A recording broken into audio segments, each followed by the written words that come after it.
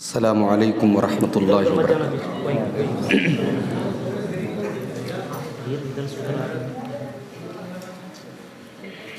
الحمد للہ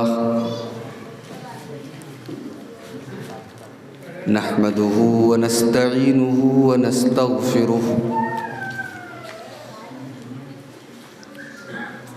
ونعوذ باللہ من شرور انفسنا ومن سیئات اعمالنا من يهده الله فلا مضل له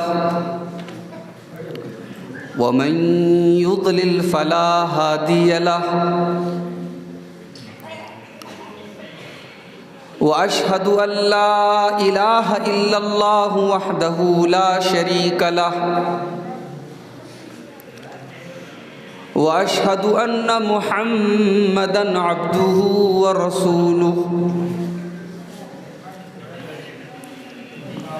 يا أيها الذين آمنوا اتقوا الله حق تقاته ولا تموتن إلا وأنتم مسلمون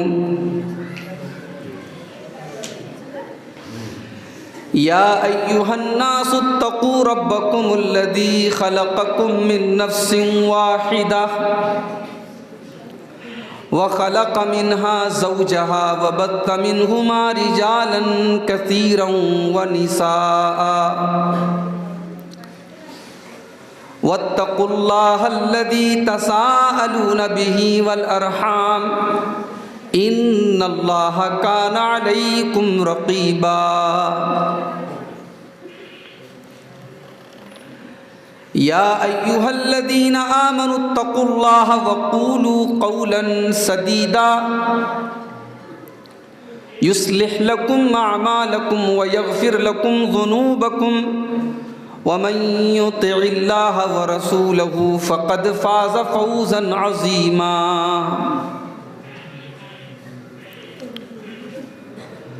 أما بعد فإن خير الحديث كتاب الله وخير الهدي هدي محمد صلى الله عليه وسلم وشر الأمور محدثاتها وكل محدثة بدعة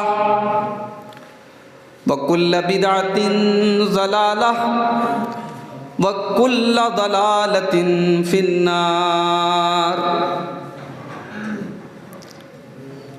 أعوذ بالله من الشيطان الرجيم بسم الله الرحمن الرحيم يا أيها الذين آمنوا قوا أنفسكم وأهليكم نارا وقودها الناس والحجارة عليها ملائكة غلاظ شداد لا يعصون الله ما أمرهم وَيَفْعَلُونَ مَا يُؤْمَرُونَ۔ اسٹیج کے اوپر رونق افروز علماء کرام، محترم بزرگوں، نوجوان ساتھیوں، پردہ نشین ماں اور بہنوں، پیارے بچوں، آپ کے اس گاؤں میں بلکہ اس علاقے میں اللہ کی توفیق سے پہلی بار آنے کا موقع مل رہا ہے۔ میں نہایت شکر گزار ہوں آج کے اس پروگرام کے تمام آرگنائزرز کا، پروگرام کو منعقد کرنے والے تمام بھائیوں کا، بالخصوص اپنے بڑے فاضل دوست شیخ ابوالکلام سلفی حفظہ اللہ کا، کہ آپ لوگوں کی وجہ سے آج اس گاؤں میں اللہ کے اس گھر میں بیٹھ کر کے آپ کے سامنے کچھ بات کرنے کا مجھے موقع مل رہا ہے۔ مجھے بتایا گیا کہ اس گاؤں میں پہلی بار کوئی بچہ حافظ قرآن بن رہا ہے۔ یہ خوشی کی بات بھی ہے اور دیکھا جائے تو سوچنے کی بات بھی ہے۔ ظاہر ہے یہ گاؤں کوئی نیا گاؤں نہیں ہے، اور ایسا بھی نہیں ہے کہ پہلے یہاں غیر مسلم رہتے تھے اب کچھ دنوں سے مسلمان رہ رہے ہیں۔ ایک زمانے سے مسلمانوں کا گاؤں ہے، پھر مسلمانوں میں بھی یہ اس گروہ کا گاؤں ہے، اس طبقے کا اور اس جماعت کا گاؤں ہے جو جماعت قرآن و سنت پر چلتی ہے۔ ایسے گاؤں میں، اور ایسا بھی نہیں کہ بہت غریب گاؤں ہے، اللہ کا فضل و کرم ہے، اللہ نے نوازا بھی ہے۔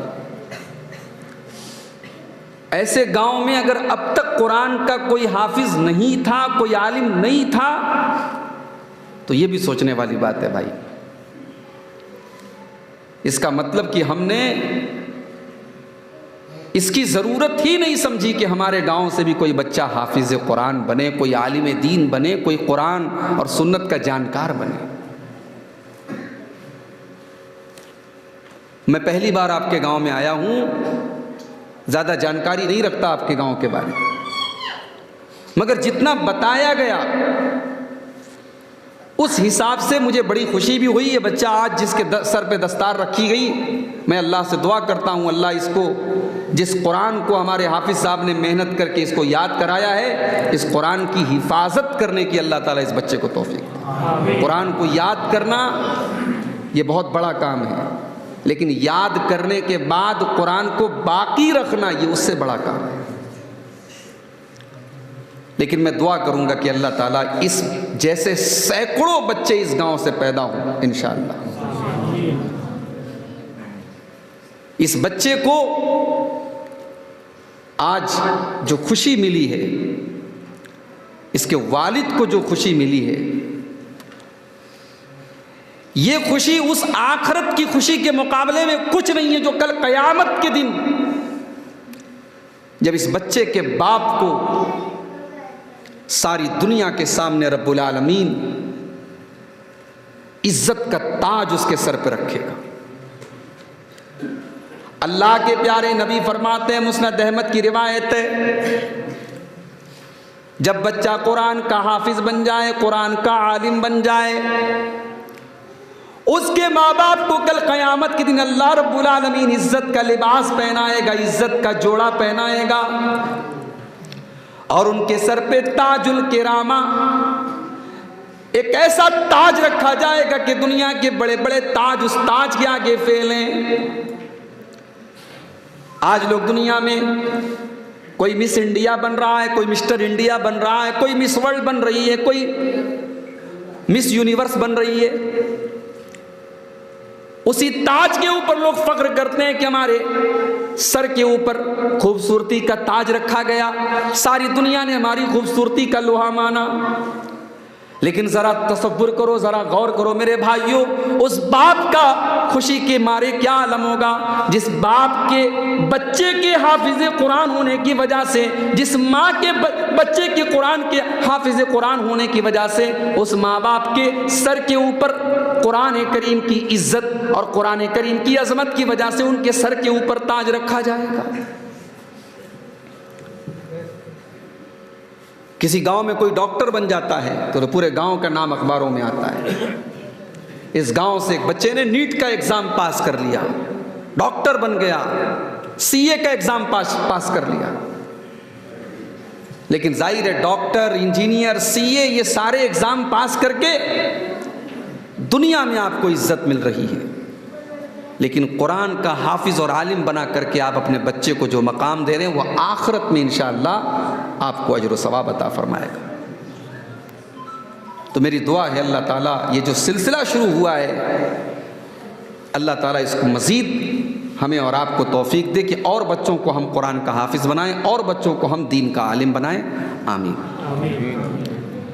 میرے بھائیوں، ہمیں سے ہر آدمی ظاہر ہے کہ دنیا میں جب پیدا ہوا تو کسی کا بیٹا بن کر کے آیا، کوئی اس کی ماں ہے، کوئی اس کا باپ ہے، کوئی اس کا چاچا ہے، کوئی بھائی ہے، کوئی بہن ہے، کوئی خالہ ہے، کوئی ماما ہے، ہم رشتوں میں بد کر کے دنیا میں آئے، اور انہی رشتوں سے گھر بنتا ہے، پریوار بنتا ہے۔ گھر کا مطلب یہ نہیں ہوتا کوئی بڑی شاندار سی بلڈنگ ہے، سنگ مرمر کی دیواریں ہیں اور بہترین قسم کا فرش ہے اور اعلیٰ قسم کا ڈیکوریشن ہے، نہیں بھائی۔ یہ تمام چیزیں اگر آپ کے گھر میں ہیں لیکن ماں نہیں ہے، باپ کی ڈانٹ نہیں ہے، ماں کا پیار نہیں ہے، بیوی کی محبت نہیں ہے، بچوں کی کلکاریاں نہیں ہیں، ساس بہو کی نوک جھونک نہیں ہے، تو وہ گھر نہیں ہے۔ یہ تمام چیزیں گھر کو گھر بناتی ہیں، اور گھر وہ جگہ ہے جہاں انسان کو آ کر کے سکون ملتا ہے۔ اسی لیے اللہ نے قرآن میں فرمایا وَاللَّهُ جَعَلَ لَكُم مِّن بُيُوتِكُمْ سَكَنًا، اللہ رب العالمین نے تمہارے گھروں کو تمہارے سکون کا ذریعہ بنایا ہے۔ تمہیں دنیا میں کہیں پر بھی تم چلے جاؤ اور کروڑوں کی دولت تم کما لو، مگر جو سکون تمہیں اپنے گھر میں آ کر کے ملے گا، جو شانتی تمہیں اپنے گھر میں آ کر کے ملے گی، تمہارے دل کو جو سکون تمہارے گھر میں آ کر کے ملے گا، وہ دنیا میں کہیں نہیں ملنے والا ہے۔ اسی لیے اللہ کے پیارے نبی نے اپنی امت کو تعلیم بھی دی ہے کہ جب اپنے سارے ضروری کاموں سے فارغ ہو جاؤ تو اپنے گھر کے اندر اپنا زیادہ ٹائم گزارنے کی کوشش کرو، اپنی بیوی کو ٹائم دو، اپنے بچوں کو ٹائم دو، اپنے گھر والوں کو ٹائم دو۔ اللہ کے پیارے نبی فرماتے ہیں وَلْيَسَعْكَ بَيْتُكَ، اگر تم دنیا میں نجات حاصل کرنا چاہتے ہو، تم کامیابی حاصل کرنا چاہتے ہو، تو اپنے گھر کو اپنے لیے کافی بنا لو۔ باہر جاؤ، تجارت کرو، بزنس کرو، نوکری کرو، لیکن جب سارے ضروری کام نپٹا لو تو گھر کے اندر آ جاؤ، اپنے گھر کے اندر ٹائم گزارو۔ اور ایک بات بتاؤں آپ کو، گھر کے اندر جب ہم آتے ہیں تو ظاہر ہے گھر کے اندر ماں ہے، باپ ہے، بیوی ہے، بچے ہیں۔ اب بیوی کے ساتھ ہم ہنسی مذاق کر رہے ہیں، بچوں کو لاڈ پیار کر رہے ہیں، ماں باپ کے ساتھ بیٹھ کے گفتگو کر رہے ہیں، ہمیں ایسا لگتا ہے کہ یہ سارے کام دنیا کے ہیں، اور یقیناً دنیا کے ہیں، مگر ہم نے جائز طریقے سے اگر اپنی بیوی کی خواہشات کو پورا کیا، ہم نے اپنے بچوں کو اچھی زندگی دینے کے لیے ہم نے محنت کی، ہم نے مزدوری کی، ہم نے کاروبار کیا، ہم نے تجارت کی، ہم نے دکان کھولی، میرے پیارے بھائیوں، ہمارے ماتھے پر آنے والا ایک ایک پسینے کا ثواب بھی انشاءاللہ ہمیں کل قیامت کے دن ملے گا۔ اپنے بال بچوں کے اوپر ہم جو محنت کرتے ہیں، جو انرجی ہم ویسٹ کرتے ہیں، جو طاقت ہم خرچ کرتے ہیں، اس کا بھی ثواب ہمیں اللہ کی بارگاہ میں ملے گا۔ اسی لیے اللہ کے نبی فرماتے ہیں،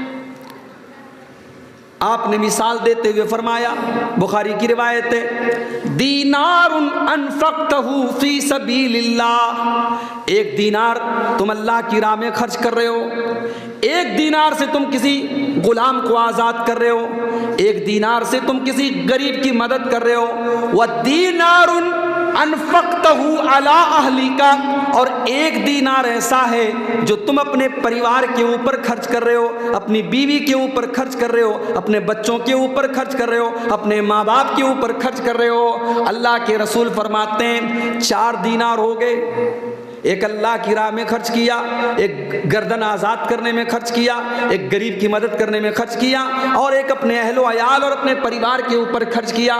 اللہ کے پیارے نبی فرماتے ہیں اعظمها اجرا دینار انفقتہ علی اہلک، او لوگو، وہ دینار، وہ پیسہ جو تم نے اپنے پریوار کے اوپر خرچ کیا ہے، اپنی بیوی کے اوپر خرچ کیا ہے، اپنے ماں باپ کے اوپر تم نے خرچ کیا ہے، اس کا ثواب تمہیں سب سے زیادہ ملے گا، اس غریب کی مدد سے بھی زیادہ ملے گا، اس گردن کو آزاد کرنے سے بھی زیادہ ملے گا۔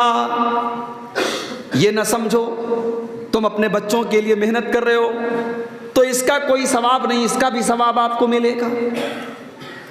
یہاں تک کہ اللہ کے نبی فرماتے ہیں، بخاری کے الفاظ ہیں، مہما انفقتا من نفقت تؤجر علیہا، تم جو بھی حلال راستے میں خرچ کرو گے اس کا ثواب تمہیں ملے گا. حتی اللقمۃ التی ترفعها الی فی امراتک، یہاں تک کہ تم اپنی بیوی کے منہ میں جو لقمہ ڈالتے ہو، اپنی بیوی کو جو تم کھانا کھلاتے ہو، اس کھانے کا، اس لقمے کا بھی ثواب تم کو ملے گا. تو گھر ہماری زندگی میں بڑا اہم ہے میرے بھائی. اور جیسا کہ میں نے بتایا کہ گھر جو ہوتا ہے بلڈنگ کے میٹیریل سے نہیں بنتا ہے، گھر بنتا ہے جذبات سے، گھر بنتا ہے رشتوں سے، گھر بنتا ہے پیار سے. چھوٹی سی جھوپڑی ہے لیکن اگر اس گھر میں پیار ہے، محبت ہے، ایک دوسرے کے لیے قربانی کا جذبہ ہے تو وہ اس بلڈنگ سے بہتر ہے اور اس کروڑوں کے فلیٹ اور بنگلے سے بہتر ہے جہاں ماں باپ کے پاس بچوں کے لیے ٹائم نہیں ہے، بچوں کے لیے ماں باپ کے پاس ٹائم نہیں ہے، بھائی بھائی سے حسد کر رہا ہے، ساس بہو سے لڑ رہی ہے، نند بھابھی کی دشمن بنی ہوئی ہے. جہاں نفرت ہے، عداوت ہے، دشمنی ہے، وہ گھر ظاہری طور پر جتنا بھی ڈیکوریٹ کر دیا جائے، اس میں بہترین قسم کی پی او پی کر دی جائے، اس میں اعلیٰ قسم کے وال پیپر لگا دیے جائیں، اس میں بہترین قسم کی ہم ڈیکوریشن اور لائٹنگ کر لیں، مگر اگر اس گھر کے اندر رشتے اور پیار اور محبت نہیں ہے تو وہ گھر گھر نہیں ہے. اللہ کے نبی کا گھر کیسا تھا؟ حضرت حسن بصری رحمۃ اللہ علیہ فرماتے ہیں کہ میں جب اللہ کے نبی کے کمروں میں داخل ہوا، اللہ کے نبی کے گھر کی کمرے کی چھت اتنی اونچی تھی کہ میں اپنا ہاتھ بڑھاتا تھا تو چھت کو ٹچ کر دیتا تھا. دروازے پر ٹاٹ کا ایک پردہ پڑا ہوا تھا، مٹی کی، کچی مٹی کی دیواریں تھیں، کچی مٹی کا فرش تھا، کوئی بیڈ نہیں تھا، کوئی مسیری نہیں تھی. ایک معمولی سی چٹائی پر محمد رسول اللہ لیٹا کرتے تھے. 9 بیویاں آپ کی تھیں، ساری بیویوں کو سیم اسی طریقے کا کمرہ ملا تھا. اور ایسا بھی نہیں ہے کہ آپ کی 9 بیویوں میں سب بڑے امیر گھروں کی تھیں، سب بڑے غریب گھروں کی تھیں. اس میں حضرت صفیہ بھی تھی جو بہت بڑے سردار کی بیٹی تھی، اس میں حضرت جویریہ بھی تھی جو بہت بڑے امیر آدمی کی بیٹی تھی. بڑے بڑے دولت مند گھرانوں کی بیٹیاں بھی جب محمد رسول اللہ کے گھر میں آتی ہیں تو کچی مٹی پر وہ لیٹتی ہیں اور اس چھوٹے سے، اس کمزور سے، اس بوسیدہ سے مکان میں وہ پوری زندگی گزار دیتی ہیں.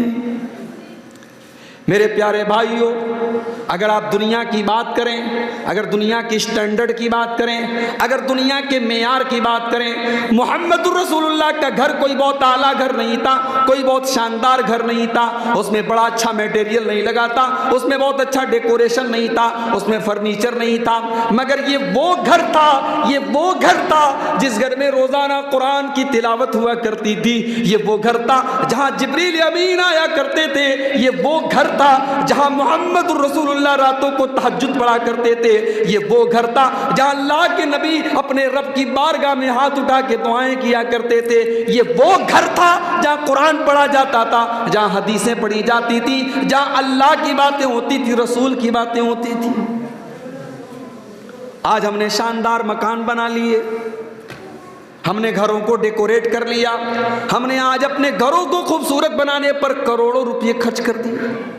ابھی میرا ایک دورہ ہوا تھا اندور میں، ایک صاحب اپنے مکان میں لے کے گئے. مولوی صاحب آئیے آپ کو اپنا مکان دکھاتا ہوں. محل کے جیسا مکان تھا اور ان کے چھت پر ایک بہت بڑا سا فانوس لگا ہوا تھا. پتہ نہیں اس کو انگلش میں کیا بولتے ہیں، جو چمکتا رہتا ہے بڑا سا، اردو میں اس کو فانوس بولتے ہیں. تو انہوں نے بتایا کہ صرف 3 لاکھ روپے کا یہ ایک فانوس ہے. اتنا پیسہ خرچ کر رہے ہیں لوگ صرف ڈیکوریشن پر. میرے پیارے بھائیوں، جتنی محنت ہم نے اپنے گھروں کے ڈیکوریشن پر کی ہے، جتنا پیسہ ہم نے اپنے گھروں کو سجانے پر لگایا ہے، کاش کہ اس کا 1% بھی ہم نے اپنے گھروں کو دیندار گھر بنانے پر خرچ کیا ہوتا، ہم نے اپنے گھر کو قرآن و سنت والا گھر بنانے پر خرچ کیا ہوتا، ہم نے اپنے گھر کو اللہ اور اس کے رسول کے مطابق بنانے پر خرچ کیا ہوتا، ہم نے اپنے گھروں کو دنیا کے اعتبار سے سجا لیا، لیکن آج ہمارے گھر خوبصورت تو ہیں، ہمارے گھر بڑے تو ہیں، مگر ہمارے گھروں میں سکون نہیں ہے، ہمارے گھروں میں برکت نہیں ہے۔ آج مسلمانوں کے گھروں میں کوئی قرآن پڑھنے والا نہیں ہے، کوئی اللہ کا نام لینے والا نہیں ہے، کوئی رسول کی حدیثیں پڑھنے والا نہیں ہے۔ نبی کا گھر چھوٹا سا ہے، لیکن نبی کے گھر میں قرآن پڑھا جاتا ہے۔ عبد الملک بن مروان کا دور آیا، آپس میں میٹنگ ہوئی، اللہ کے رسول کی مسجد چھوٹی پڑ رہی ہے، آبادی بڑھ رہی ہے مدینہ کی، چلو اس مسجد کو کی تھوڑی توسیع کر لی جائے، مسجد کو تھوڑا چوڑا کر دیا جائے۔ مسجد کو چوڑا کریں گے تو نبی کے کمروں کو توڑنا پڑے گا۔ عبد الملک بن مروان اس دور کا خلیفہ ہے، اس دور کا بادشاہ ہے، اس نے آرڈر دے دیا کہ چونکہ مسجد کا معاملہ ہے اور یہ کمرے خالی رہتے ہیں، اب اس کمروں میں کوئی رہنے والا نہیں ہے، ان کمروں کو توڑ دیا جائے۔ امام حسن بصری فرماتے ہیں جب اللہ کے رسول کی بیویوں کے وہ 9 کمرے جو لائن سے تھے، جب وہ کمرے توڑے جانے لگے، مدینہ کا کوئی بچہ ایسا نہیں تھا، مدینہ کی کوئی عورت ایسی نہیں تھی، مدینہ کا کوئی مرد ایسا نہیں تھا جس کی آنکھ سے آنسو نہ بہ رہے ہوں۔ آج پورا مدینہ رو رہا ہے، آج مسجد نبوی کے اندر نبی کے کمرے توڑے جا رہے ہیں، نبی کے حجرے توڑے جا رہے ہیں۔ مقصد غلط نہیں ہے، مقصد نیک ہے، مگر ان گھروں سے اللہ کے رسول کی یادیں جڑی تھی، رسول کی بیویوں کی یادیں جڑی تھی۔ جب وہ کمرے توڑے جانے لگے، امام حسن بصری بھی رو رہے ہیں اور کہتے ہیں او لوگو، میری خواہش تھی کہ یہ کمرے نہ توڑے جاتے، ان کمروں کو ایسے ہی رہنے دیا جاتا اور دنیا کو یہ دیکھنے کا موقع دیا جاتا، دنیا یہ دیکھتی کہ محمد الرسول اللہ نے کیسی سادگی والی زندگی گزاری ہے، نبی کا کمرہ کیسا تھا، نبی کی بیویوں کا کمرہ کیسا تھا، کاش کہ دنیا یہ دیکھتی۔ میری پیاری ماؤں بہنوں، آج آپ کو بھی بڑا شوق ہوتا ہے ہمارے گھر میں، ہمارے کمرے میں سنگھار دان ہونا چاہیے، ہماری مسیری ایسی ہونی چاہیے، ہمارا صوفہ ایسا ہونا چاہیے۔ میری پیاری ماں بہنوں، شوق پالو غلط نہیں ہے، کمرے کو خوبصورت بناؤ غلط نہیں ہے، مگر جس کمرے میں صوفہ ہے، جس کمرے میں فریز ہے، جس کمرے میں تمام چیزیں ہیں، اس کمرے میں ایک مصلی بھی ہونا چاہیے، اس کمرے میں قرآن کا نسخہ بھی ہونا چاہیے، اس کمرے میں اللہ اکبر کی آوازیں بھی آنی چاہیے، اس کمرے میں قرآن کی تلاوت کی آواز بھی آنی چاہیے۔ آج کل ہمارے گھروں میں برکت نہیں ہے۔ مولوی صاحب، میرے پاس بھی فون آتا ہے، حالانکہ میرا یہ میدان نہیں ہے، میں اس فیلڈ کا آدمی نہیں ہوں، لیکن پھر بھی کچھ لوگ تقریر سنتے ہیں تو فون کر دیتے ہیں، مولوی صاحب میرے بیوی کے اوپر جنات کا اثر ہے، میری بیٹی کے اوپر جنات کا اثر ہے، میری بہن کے اوپر جادو ہو گیا ہے۔ میرے پیارے بھائیوں، تم 24 گھنٹے میں ایک بار بھی اللہ کا نام نہیں لوگے، کوئی تمہارے گھر میں نماز پڑھنے والا نہیں ہے، کوئی قرآن پڑھنے والا نہیں ہے۔ جس گھر میں قرآن نہ پڑھا جائے، جس گھر میں نماز نہ پڑھی جائے، جس گھر میں اللہ کا ذکر نہ کیا جائے، اس گھر میں جنات اور شیطان نہیں آئیں گے تو کون آئے گا؟ اس گھر پہ جادو نہیں ہوگا تو کیا ہوگا؟ اللہ کے پیارے نبی فرماتے ہیں او لوگو، تم اپنے گھروں میں سورہ بقرہ پڑھا کرو، فَإِنَّ الشَّيْطَانَ تَنفِرُ مِنَ الْبُيُوتِ الَّذِي تُقْرَأُ فِيهِ سُورَةُ الْبَقَرَةِ، جس گھر میں سورہ بقرہ پڑھی جائے اس گھر میں شیطان نہیں آ سکتا ہے، شیطان کی انٹری نہیں ہوتی ہے۔ اللہ نے طریقہ بتا دیا، ہم اس پر عمل نہیں کرتے، اور جب جنات اور جادو اور یہ تمام مسئلے پریشان کرتے ہیں تب ہم ان کے پاس دوڑنے لگتے ہیں۔ اسی لیے اللہ کے نبی فرماتے ہیں جس گھر میں اللہ کا نام لیا جائے وہ گھر زندہ ہے، اور جس گھر میں اللہ کا نام نہ لیا جائے وہ گھر مردہ ہے۔ میرے پیارے بھائیوں، آج ہمارے گھر مردہ ہو چکے ہیں، آج ہمارے گھروں میں کوئی اللہ کا نام لینے والا نہیں ہے، کوئی اللہ کا ذکر کرنے والا نہیں ہے۔ اللہ کے نبی فرماتے ہیں جب تم اپنے گھر میں داخل ہوا کرو تو بسم اللہ پڑھ کے داخل ہوا کرو. جب تم بسم اللہ پڑھ کے اپنے گھر میں جاؤ گے تو شیطان کہے گا لا مبیت لکم، یہاں انٹری نہیں ہماری، یہاں رات نہیں گزار سکتے ہم، کیونکہ بسم اللہ پڑھ کے آدمی اندر آیا ہے. اور اگر کھانا کھانے کے پہلے آپ نے بسم اللہ پڑھ لیا تو شیطان کہتا ہے ولا عشاء ہاہنا، اب یہاں ڈنر بھی نہیں ملے گا، نہ کھانا ملے گا نہ ڈنر ملے گا. اس نے گھر میں داخل ہونے کے پہلے بسم اللہ پڑھ لیا، اس نے کھانا کھانے کے پہلے بسم اللہ پڑھ لیا. اور اگر آپ اتنے گئے گزرے ہیں کہ آپ نے بسم اللہ بھی نہیں پڑھا اور گھر میں بغیر اللہ کا نام لیے داخل ہوئے اور بغیر اللہ کا نام لیے کھانا کھانے لگے تو شیطان کہتا ہے یہاں اسٹے کرنے کا، یہاں ٹھہرنے کا موقع بھی مل گیا اور یہاں ڈنر کا انتظام بھی ہو گیا. شیطان آپ کے کھانے میں بھی شامل ہو جاتا ہے اور شیطان آپ کے گھر میں بسیرا کر لیتا ہے. میرے پیارے بھائیوں، شیطان کو بھگانا ہے، شیطان کو ختم کرنا ہے تو اپنے گھروں کو اللہ کے ذکر سے آباد کر لو. اپنے گھر کی فکر کرو میرے بھائی. گھر کی فکر یہی نہیں ہے کہ مکان سے چھت سے پانی ٹپک رہا ہے تو ہم پریشان ہو جاتے ہیں، مستری کو بلاتے ہیں دیکھو بھائی کہاں سے پانی لیک ہو رہا ہے، ذرا جلدی سے ہماری چھت بنا دو. نل میں پانی نہ آ رہا ہم بے چین ہو جاتے ہیں، فوراً ہم پلمبر کو بلاتے ہیں دیکھو بھائی ہمارے نل میں پانی نہیں آ رہا، ذرا پائپ کو چیک کرو. گھر کی فکر یہ نہیں ہے میرے بھائی، یہ ہے دنیا کے اعتبار سے گھر کی فکر یہ ہے، مگر گھر کی حقیقی فکر یہ ہے کہ آپ اپنے گھر کو ایک اسلامی گھر بنائیں، ایک دیندار والا گھر بنانے کی کوشش کریں.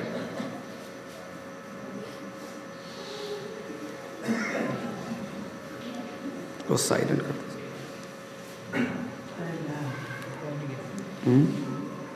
ایک منٹ.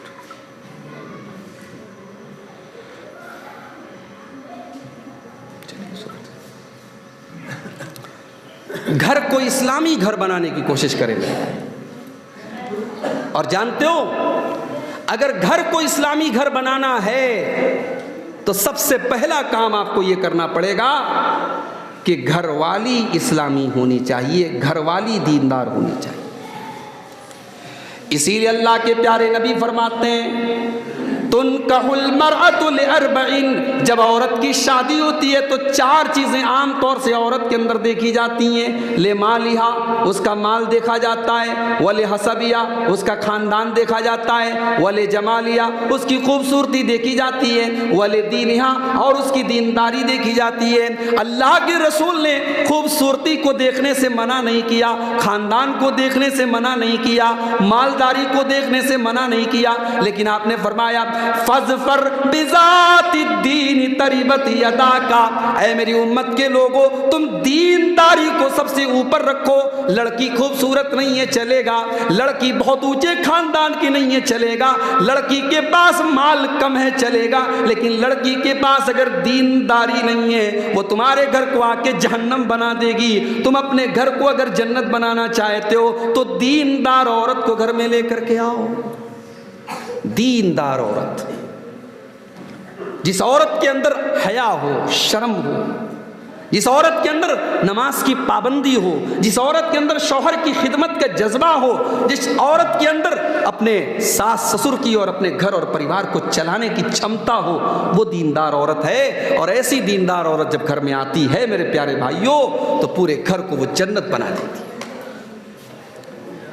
اسی لیے اللہ کے پیارے نبی صلی اللہ علیہ وسلم فرماتے ہیں الدنیا کلھا متاع وخیر متاع الدنیا المرأۃ الصالحہ، دنیا کی سب سے بڑی دولت، دنیا کی سب سے قیمتی دولت نیک عورت ہے. اگر آپ کے گھر میں نیک عورت آ جائے، وہ جہیز نہ لائے، وہ پیسے والے گھر کی نہ ہو، لیکن اگر وہ دیندار ہے، آپ نے جہیز کے چکر میں اور جہیز کے لالچ میں آپ بے دین عورت کو گھر میں لے کر کے آ گئے، آپ کو جہیز تو مل گیا، آپ کو دولت تو مل گئی، مگر آپ کی آخرت برباد ہو گئی، آپ کے گھر کا سکون برباد ہو گیا، آپ کے گھر کی برکت ختم ہو گئی. اور دوسری طرف غریب گھر کی عورت ہے، غریب گھر کی لڑکی ہے، بہت زیادہ خوبصورت نہیں ہے، لیکن دیندار لڑکی کو آپ گھر میں لے کر کے آئے تو اللہ کے نبی فرماتے ہیں آپ دنیا کی سب سے بڑی دولت کو لے کر کے چلے آئے.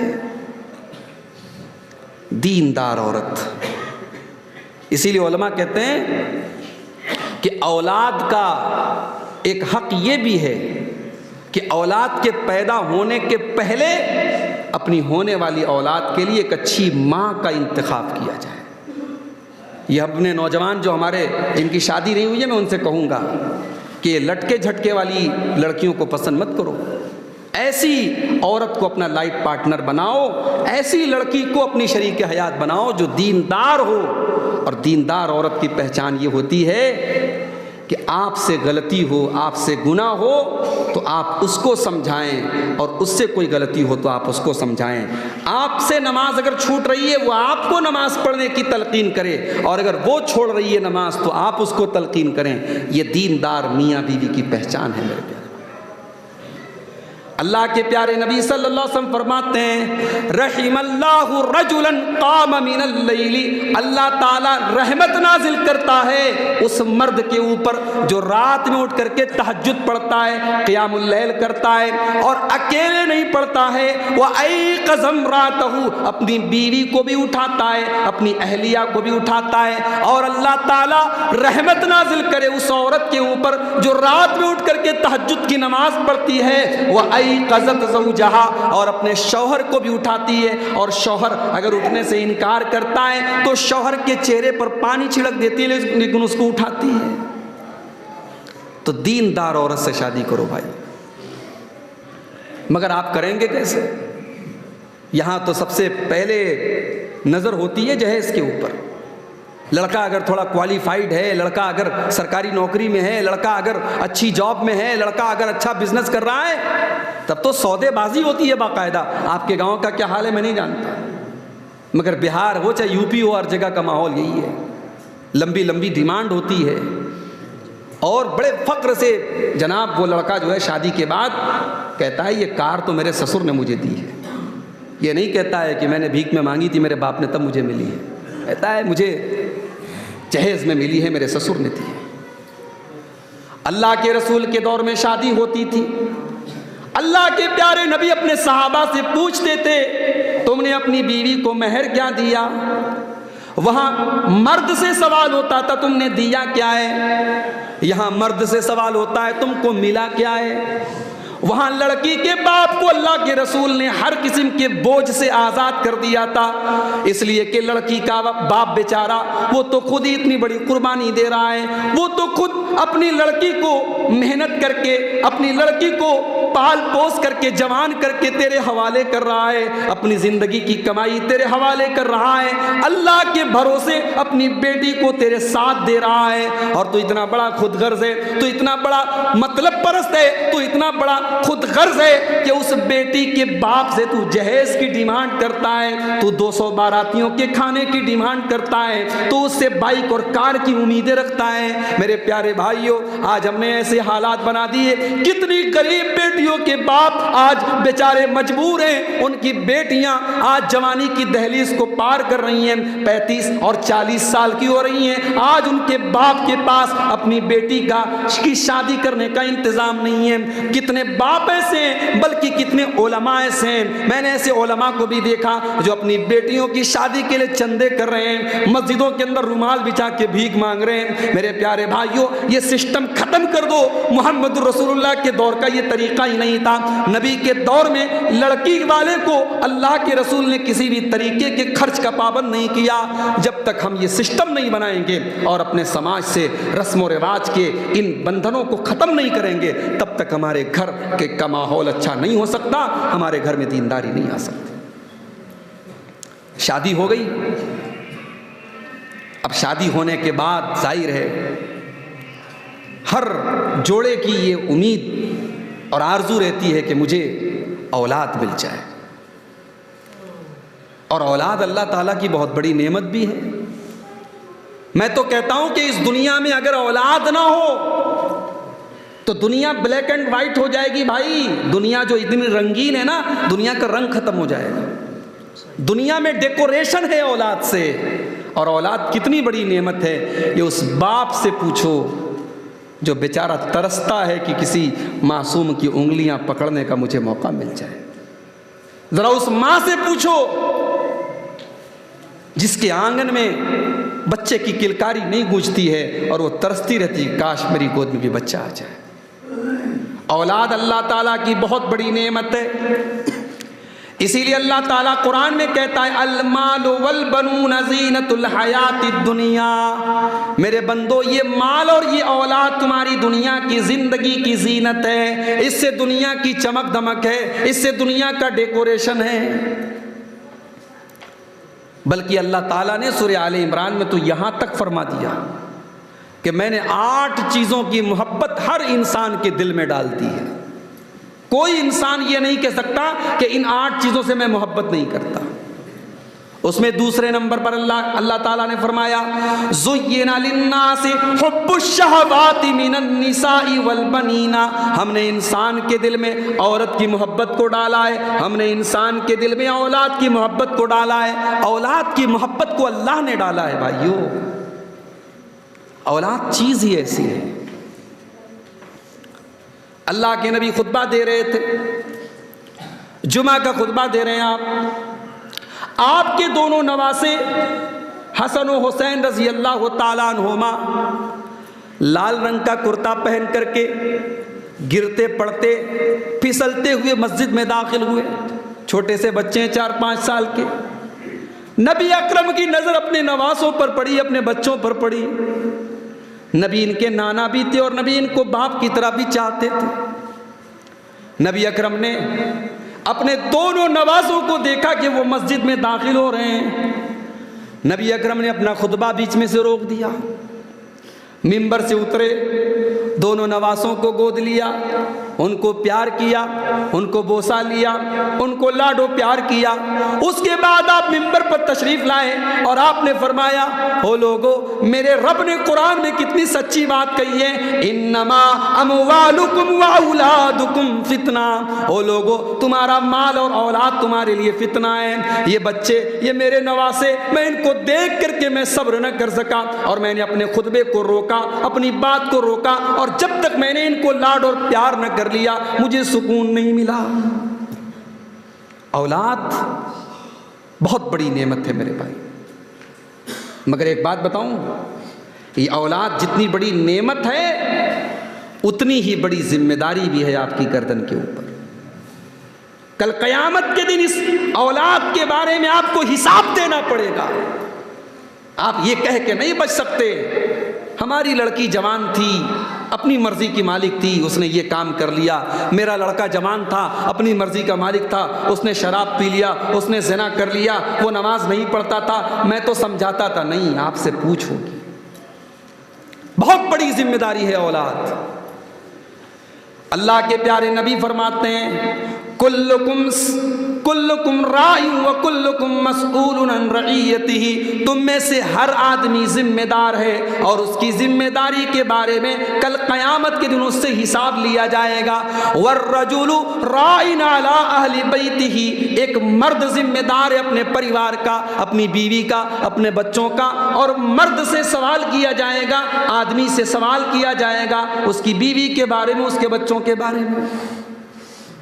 اولاد ذمہ داری ہے، اور اگر اس ذمہ داری کو آپ نے نہیں نبھایا تو ذرا وہ حدیث بھی اپنی آنکھوں کے سامنے رکھیں۔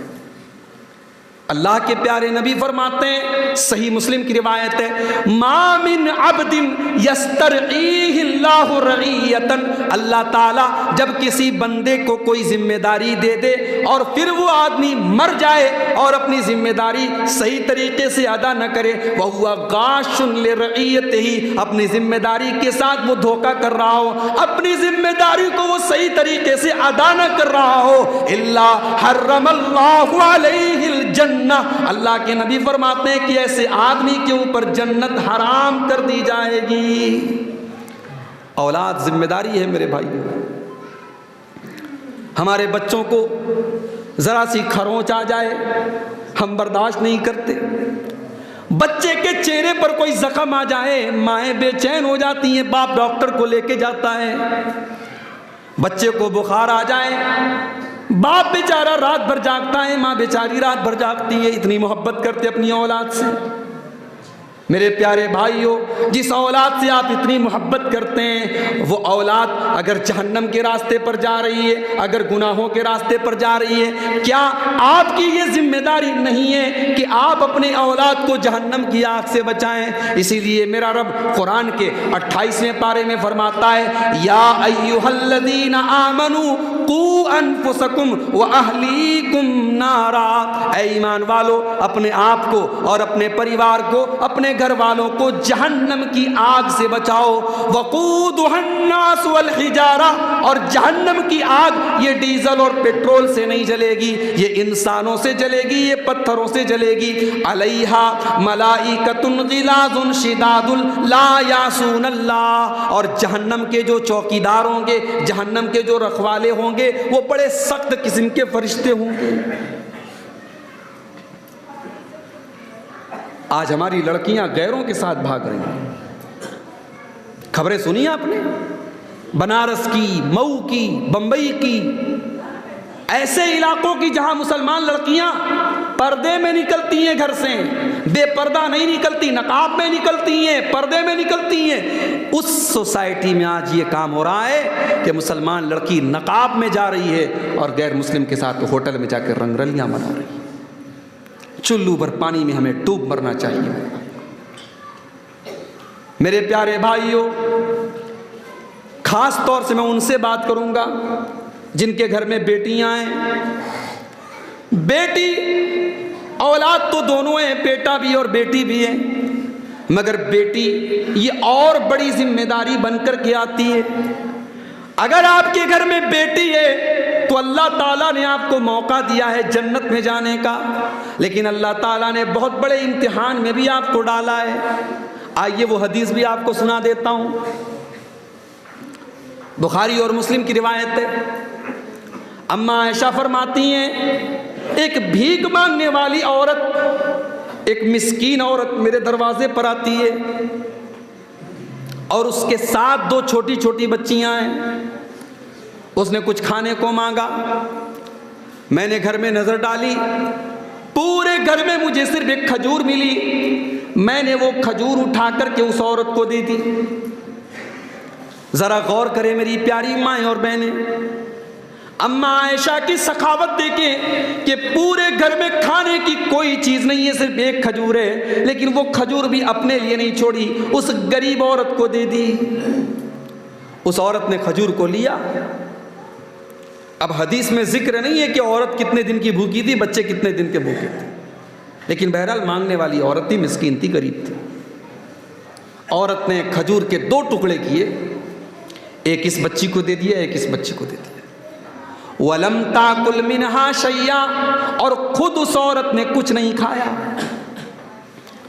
اماں عائشہ یہ سارا منظر دیکھ رہی ہیں۔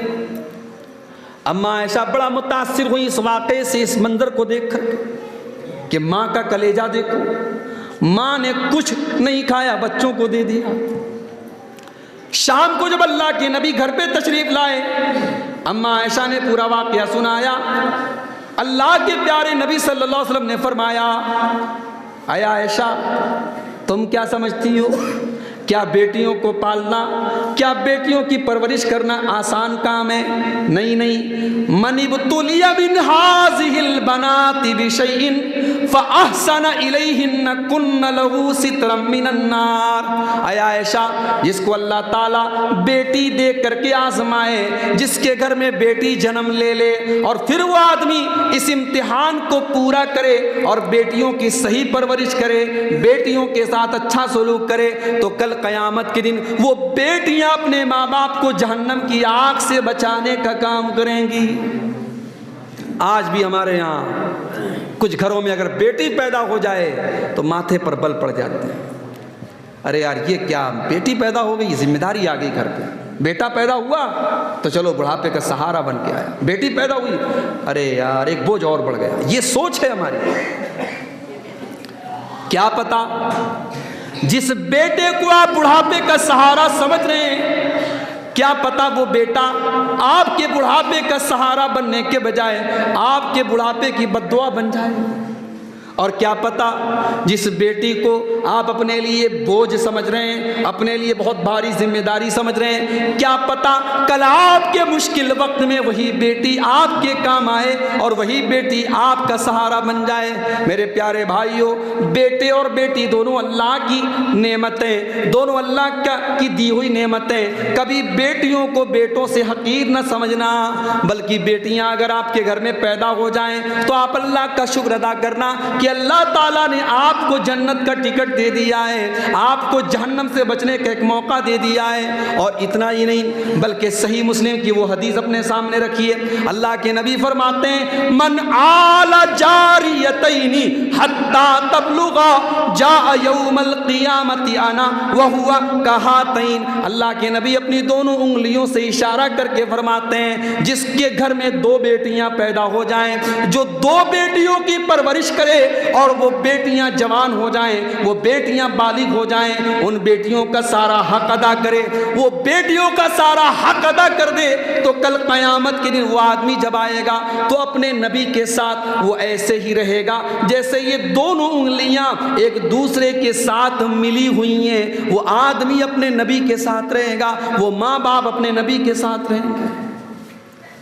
اس لیے اگر کسی کو صرف ایک بیٹی ملی ہے تو اسے دعا کرنی چاہیے اللہ سے کہ اللہ دوسری بھی دے دے تاکہ یہ حدیث، اس حدیث پر مجھے عمل کرنے کا موقع مل جائے اور یہ بشارت مجھے مل جائے۔ بیٹی پیدا ہوئی آپ کے گھر میں، حالات آپ دیکھ رہے ہیں، زناکاری ہر طرف بڑھ رہی ہے، آپ کی بیٹی جیسے جیسے جوان ہو رہی ہے ویسے ویسے آپ کا امتحان بڑھ رہا ہے، زمانے کی غلط نگاہیں آپ کی بیٹی کا پیچھا کر رہی ہیں۔ اب میں آپ سے سوال کرتا ہوں، اس گاؤں کے میرے بھائیوں جس کا نام بکسوتی، اس گاؤں کے اپنے بھائیوں سے میں ایک سوال کرنا چاہتا ہوں، اگر آپ کے گاؤں میں چوری ہونے لگے تو آپ کیا کریں گے؟ اگر آپ کے گاؤں میں بہت زیادہ چوری ہونے لگے تو آپ کیا کریں گے؟ آپ سیکیورٹی بڑھا دیں گے، آپ چوکیدار مقرر کریں گے، آپ گھروں میں تالے لگانا شروع کر دیں گے۔ جب ہماری بیٹیوں کے لیے خطرے بڑھ رہے ہیں تو ہمیں بھی اپنی سیکیورٹی کو ٹائٹ کرنا پڑے گا، ہمیں بھی اپنے تالوں کو مضبوط کرنا پڑے گا، اپنی بیٹی کو بچپن سے یہ ایسی تربیت دینی پڑے گی جیسی تربیت حضرت شعیب علیہ السلام نے اپنی بیٹیوں کو دی تھی۔ پتہ ہے حضرت شعیب نے اپنی بیٹیوں کی تربیت کیسے کی تھی؟ سن رہے ہیں نا آپ لوگ، میں زیادہ وقت تو نہیں لے رہا ہوں۔ حضرت شعیب نے اپنی بیٹیوں کی تربیت کیسے کی تھی؟ موسیٰ علیہ السلام مدین پہنچے، پیڑ کے نیچے بیٹھے ہوئے ہیں، مردوں کی لائن لگی ہوئی ہے، دو لڑکیاں اپنی بکریوں کو لے کر کے کنارے کھڑی ہیں۔ حضرت موسیٰ علیہ السلام جا کر کے کہتے ہیں کہ تم دونوں اس لائن سے کنارے کیوں کھڑی ہو؟ سارے لوگ تو لائن میں لگ کر کے اپنی اپنی بکریوں کو پانی پلا رہے ہیں، تم اپنی بکریوں کو لے کر کے کنارے کیوں کھڑی ہو؟ شعیب علیہ السلام کی وہ دونوں لڑکیاں جواب دیتی ہیں لا نسقی حتی یصدر الرعاء وابونا شیخ کبیر۔ مردوں کی لائن میں لگ کر کے اپنی بکریوں کو ہم پانی نہیں پلا سکتے، یہ ہمارے باپ نے ہم کو نہیں سکھایا ہے، یہ ہمارے باپ نے ہماری تربیت نہیں کی ہے، اس مردوں کی لائن میں ہم لگ کر کے یہ کام نہیں کر سکتے۔ جب مردوں کی بھیڑ چلی جائے گی تب ہماری بکریوں کا نمبر آئے گا۔ اور آگے یہ بھی کہہ دیا وَأَبُونَا شَيْخٌ كَبِيرٌ، ہمارا باپ بوڑھا ہے، بیمار ہے، اس لیے یہ کام ہم کو کرنا پڑ رہا ہے، ورنہ یہ کام ہمارے کرنے کا نہیں ہے، یہ کام تو مردوں کے کرنے کا ہے، یہ تو مجبوری کی حالت میں ہم کر رہے ہیں۔ حضرت موسیٰ علیہ السلام نے دیکھا بیچاری دونوں لڑکیاں مردوں کی لائن میں نہیں لگ رہی ہیں، کنارے کھڑی ہیں۔ موسیٰ علیہ السلام نے کہا اچھا تو اپنی بکری مجھے دو۔ ان کی بکریوں کو پکڑا اور بھیڑ کو چیرتے ہوئے آگے بڑھے اور کنویں سے پانی نکالا اور بکریوں کو پانی پلایا اور لا کر کے دونوں لڑکیوں کو تھما دیا۔ موسیٰ علیہ السلام بھوکے پیاسے بھی ہیں، لمبا سفر کر کے بھی آئے ہیں، وہ چاہتے تو کہہ سکتے تھے میں نے تمہارا اتنا بڑا کام کر دیا، تمہارا ٹائم بچا لیا، تمہاری محنت بچا لی، چل کے 2 روٹی مجھے کھلا دو، میں بہت لمبے سفر سے آیا ہوں، بھوکا پیاسا ہوں، مگر نہیں۔ اگر نیکی کر کے ہم نے نیکی کا بدلہ مانگ لیا تو کون سی نیکی کر لی؟ ارے نیکی تو یہ ہے کہ نیکی کر دریا میں ڈال، نیکی کر اور بھول جا کہ ہم نے کس کے ساتھ نیکی کی ہے۔ نیکی کر کے شکریہ اور بدلے کی طلب نہیں رکھنی چاہیے۔ یہ سبق دیا حضرت موسیٰ علیہ السلام نے۔ دونوں لڑکیاں چلی گئیں۔ اب حضرت موسیٰ علیہ السلام پیڑ کے نیچے بیٹھے ہیں اور آسمان کی طرف ہاتھ اٹھا کے دعا کرتے ہیں، رب انی لما انزلت الی من خیر فقیر، پروردگار میں تیرا بندہ ہوں، میں غریب ہوں، میں محتاج ہوں، اے اللہ میں لمبا سفر کر کے آیا ہوں، میرے پاس نہ کھانے کو کچھ ہے، نہ پینے کو کچھ ہے، نہ میرے سر کے اوپر سر ڈھانپنے کو چھت ہے، اے اللہ میں تیرے کرم کا محتاج ہوں، اے اللہ اب تو ہی مجھے سہارا دے دے۔ ادھر موسیٰ نے دعا کی، ادھر اللہ نے ان کی دعا کو قبول کیا، اور دونوں لڑکیوں میں سے ایک لڑکی چلتے ہوئے آئی، اور جب وہ لڑکی چل رہی تھی اس لڑکی کے چلنے کا انداز کیسا تھا، اس لڑکی کے چلنے کا طریقہ کیسا تھا، اللہ بیان کرتا ہے فَجَاءَتْهُ إِحْدَاهُمَا تَمْشِي عَلَى اسْتِحْيَاءٍ، ان دونوں لڑکیوں میں سے ایک لڑکی شرماتے ہوئے، شرم حیا کے ساتھ چلتے ہوئے آئی اور کہنے لگی میرے ابا آپ کو بلا رہے ہیں، آپ نے ہماری بکریوں کو پانی پلایا ہے، میرے ابا آپ کو کچھ بدلہ دینا چاہتے ہیں، کچھ آپ کو شکریہ کے طور پہ کچھ دینا چاہتے ہیں۔ تو وہ جو لڑکی آئی حضرت شعیب علیہ السلام کی، وہ جو چل رہی تھی، اللہ تعالیٰ نے اس لڑکی کے چلنے کا انداز بھی بتایا کہ وہ بڑی شرم و حیا کے ساتھ چل رہی تھی۔ ایک مسلمان لڑکی، ایک حیادار لڑکی کی چال بھی شریفوں والی ہونی چاہیے، اس کی چال بھی بے حیا جیسی نہیں ہونی چاہیے۔ تربیت ایسے ہوتی ہے میرے بھائیوں، بیٹیوں کی تربیت آج ہم بھول گئے۔ اور بھول کیسے گئے؟ آج سب کے پاس موبائل آ گیا، ماں کے پاس اپنا موبائل ہے، باپ کے پاس اپنا موبائل ہے، بچوں کے پاس اپنا موبائل ہے، سب اپنی اپنی دنیا میں مگن ہیں۔ میرے پیارے بھائیوں، مجھے تو کبھی کبھی شک ہونے لگتا ہے کہ موبائل کو ہم استعمال کر رہے ہیں یا موبائل ہمیں استعمال کر رہا ہے۔ ہمارے کتنے نوجوان ایسے ہیں جو 24 گھنٹے میں اگر غور کریں گے تو 16 گھنٹے اور 18 گھنٹے وہ موبائل پر بزی رہتے ہیں۔ میرے پیارے بھائیوں، اس موبائل کو تم اتنا طاقتور مت بناؤ۔ یہ موبائل آپ کے ٹائم کو کھا رہا ہے، یہ موبائل آپ کے ایمان کو کھا رہا ہے، یہ موبائل آپ کے اخلاق کو کھا رہا ہے۔ یہ موبائل آج ہمارے بچوں کو ان سے بچپن ان کا چھین رہا ہے۔ آج 5 سال کے اور 10 سال کے بچے آج موبائل پر ایسی چیزیں دیکھ رہے ہیں جو ان کی عمر اور ان کی سمجھ سے بہت آگے کی چیزیں ہیں۔ آج موبائل نے بچوں کو وقت کے پہلے بالغ اور جوان بنا دیا ہے، اور اس موبائل نے کام اور کیا ہے۔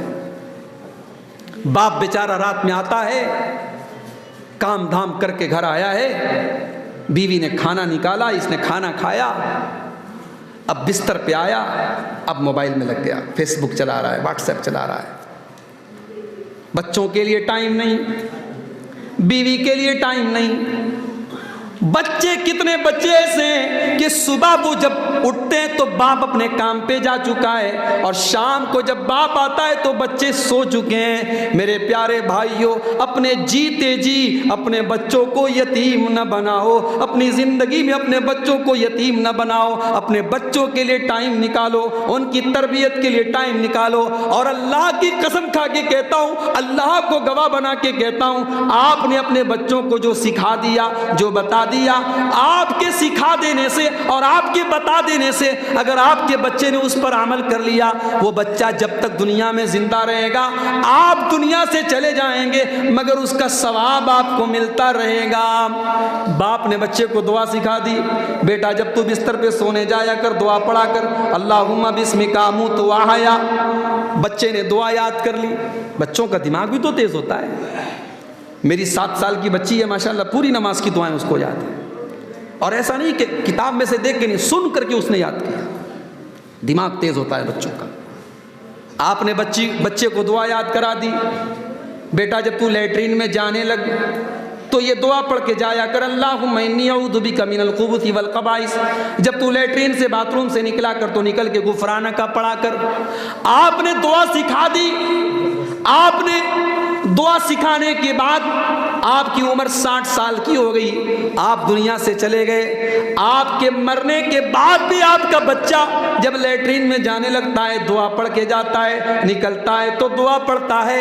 جب تک وہ بچہ دعا پڑھ رہا ہے میرے پیارے بھائی، اس کا ثواب آپ کو ملتا رہے گا۔ سب سے بڑا انویسٹمنٹ یہ ہے، سب سے بڑا اپنے بچوں کے اوپر انویسٹمنٹ یہ ہے کہ آپ اپنے بچوں کو دین کی تعلیم دیں، دین اپنے بچوں کو سکھائیں۔ اور بچے دیندار کب بنیں گے؟ جب ہم خود دیندار بنیں گے۔ اپنے بچوں کے لیے سب سے بڑا آئیڈیل اور ماڈل کون ہے؟ اس کی ماں ہے، اس کا باپ ہے۔ باپ اگر نمازی ہے تو بیٹے سے وہ اگر فجر کی نماز میں اٹھا کر کے کہے گا، بیٹا چل بیٹا فجر کا ٹائم ہو چکا ہے، جماعت کا ٹائم ہے۔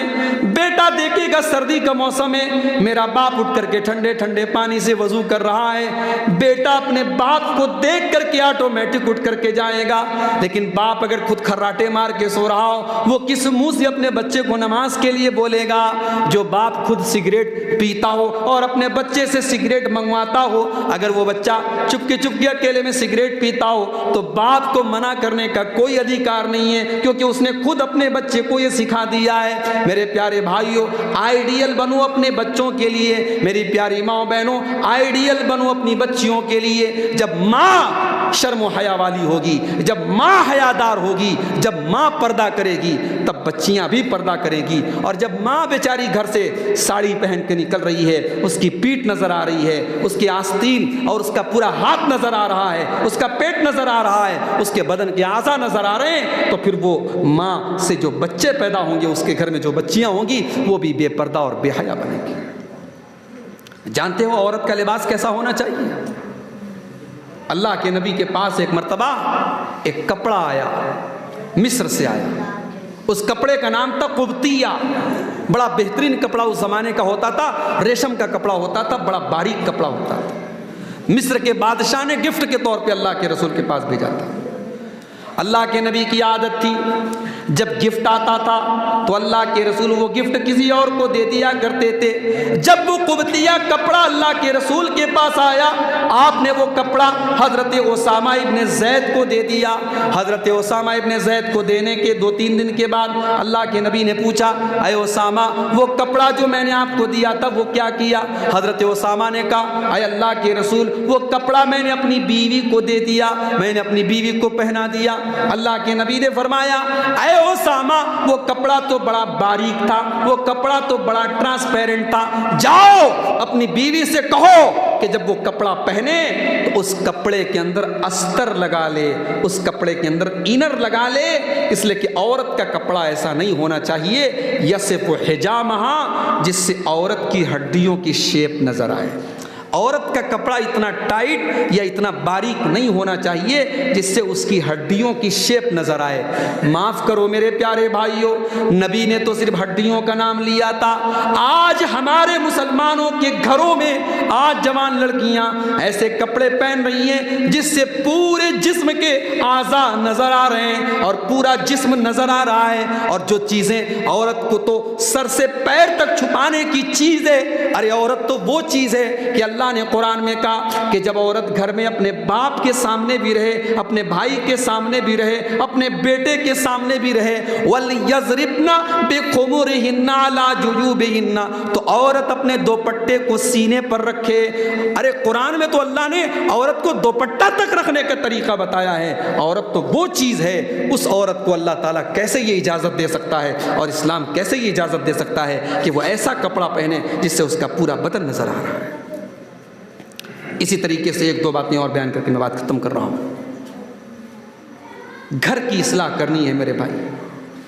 آپ کی بیٹی اسکول جا رہی ہے، کالج جا رہی ہے، آپ کا بیٹا کالج جا رہا ہے، وہ کن لوگوں کے ساتھ اٹھتا بیٹھتا ہے اور آپ کی لڑکی کن لوگوں کے ساتھ اٹھتی بیٹھتی ہے، اس پر بھی نظر رکھو۔ کہتے ہیں کہ خربوزے کو دیکھ کر کے خربوزے کا رنگ بدل جاتا ہے، کہاوت غلط نہیں ہے، صحبت کا اثر پڑتا ہے۔ اور صحبت کا اثر کیسے پڑتا ہے آئیے اس کی مثال میں دے دیتا ہوں. کبھی آپ کسی عطر کی دکان پہ چلے جائیں, پرفیوم کی دکان پہ چلے جائیں, آپ نے عطر کی دکان پہ جا کر کے عطر نہیں خریدی, پرفیوم نہیں خریدا, صرف آپ 5 منٹ جا کر کے بیٹھ جائیں اور پھر آپ جب وہاں سے اٹھیں گے تو آپ کے کپڑے سے خوشبو آنے لگے گی. دوسری طرف آپ لوہار کی بھٹی کے پاس چلے جائیں, اور یہ مثال میں اپنی طرف سے نہیں دے رہا ہوں, یہ مثال جناب محمد رسول اللہ صلی اللہ علیہ وسلم نے بیان کی ہے کہ لوہار کی بھٹی کے پاس آپ جائیں گے, سارا کام لوہار کر رہا ہے, آپ تو بیٹھ کے تماشا دیکھ رہے ہیں, لیکن اتنا ضرور ہوگا کہ آپ کے کپڑے کالے پڑ جائیں گے, یا اس کی بھٹی سے 2-4 چنگاریاں نکل کر کے آپ کے کپڑے میں سوراخ کر دیں گی, یا کم سے کم جب وہاں سے آپ اٹھیں گے تو آپ کو بدبو محسوس ہوگی. تو بری سنگت اور اچھی سنگت کی یہ مثال دی ہے اللہ کے رسول نے کہ اچھی سنگت کا اثر اچھا پڑتا ہے اور بری سنگت کا اثر برا پڑتا ہے. آپ کے دوست لوگ سگریٹ پیتے ہیں, آپ نہیں پیتے, لیکن سگریٹ پینے والوں کے ساتھ اگر آپ اٹھیں گے بیٹھیں گے تو اتنا ضرور ہو جائے گا کہ سگریٹ سے اتنی نفرت آپ نہیں کریں گے جتنی کرنی چاہیے. آپ شرابیوں کے ساتھ بیٹھیں گے, آپ شراب نہ بھی پئیں, لیکن کم سے کم اتنا ہوگا کہ شراب سے جتنی نفرت کرنی چاہیے اتنی نفرت آپ کے دل میں نہیں رہے گی. اسی لیے میرے بھائیوں, اپنے بچوں اور بچیوں کی سنگت کے اوپر بھی نظر رکھو. اللہ کے نبی فرماتے ہیں الکبر والخیلاء فی الفدادین, اونٹوں کے چرانے والے اور اونٹوں کے ساتھ رہنے والے بڑے گھمنڈی ہوتے ہیں, کیونکہ اونٹ جو ہوتا ہے نا بڑا گھمنڈی جانور ہوتا ہے. اونٹ جلدی کسی کے کنٹرول میں نہیں آتا, اسی لیے کہا جاتا ہے کہ اونٹ رے اونٹ تیری کون سی کل سیدھی. اونٹ جو ہے بڑا واہیات جانور ہوتا ہے, بہت جلدی جو ہے وہ غصہ ہو جاتا ہے. تو اللہ کے رسول نے فرمایا کہ اونٹوں کے ساتھ جو لوگ رہتے ہیں وہ گھمنڈی ہو جاتے ہیں, متکبر ہو جاتے ہیں. وَالسَّكِينَةُ فِي أَهْلِ الْغَنَمِ, اور بکریوں کو چرانے والے عام طور سے نرم دل ہوتے ہیں, کیونکہ بکریاں نرم دل ہوتی ہیں. جب جانوروں کا یہ معاملہ ہے کہ جانوروں کے ساتھ جو اٹھتے بیٹھتے ہیں تو جانور کا اثر ان کے اندر آ جاتا ہے. میرے پیارے بھائیوں, آپ انسان کا معاملہ بھی وہی ہے, آپ جیسی سنگت میں رہیں گے, جیسے لوگوں کے ساتھ رہیں گے. اگر آپ کا لڑکا ایسے لڑکوں کے ساتھ رہے گا جن کی 10 اور 12 گرل فرینڈ ہیں, جو لڑکیوں سے رات بھر باتیں کرتے ہیں, آپ کا لڑکا 5 ٹائم کا نمازی ہے اور چہرے پر داڑھی بھی ہے اور ماتھے پر سجدے کا نشان بھی ہے, مگر ایسے لڑکوں کے ساتھ رہے گا تو اس کے بھی اخلاق تباہ ہو جائیں گے. آپ کی بیٹی مسلمان گھر کی لڑکی ہے لیکن کالج میں جا رہی ہے اور ایسی سہیلی اور ایسی لڑکی سے اس کی دوستی ہو گئی جو لڑکی بوائے فرینڈ سے باتیں کر رہی ہے, جو لڑکوں سے باتیں کر رہی ہے. آپ کی بیٹی جب ایسی لڑکیوں کو اپنی سہیلی بنائے گی اور ان کے ساتھ وہ ٹائم گزارے گی تو اس کی اخلاق پر بھی اثر پڑے گا. میرے پیارے بھائیوں, اگر گھر کو بنانا ہے, گھر کو سنوارنا ہے تو اپنے بچوں اور بچیوں کی تربیت پر کی فکر کرو, ان کی سنگت اور ان کی صحبت پر بھی فکر کرو. اور ایک آخری بات بیان کر کے بات ختم کرتا ہوں. گھر کو اگر بنانا ہے اور گھر کو اگر سنوارنا ہے تو ایک کام یہ بھی کرو, بہت پیسہ آپ نے کمایا, بہت خرچ بھی کیا آپ نے, تھوڑا سا انویسٹمنٹ اس پر بھی کرو.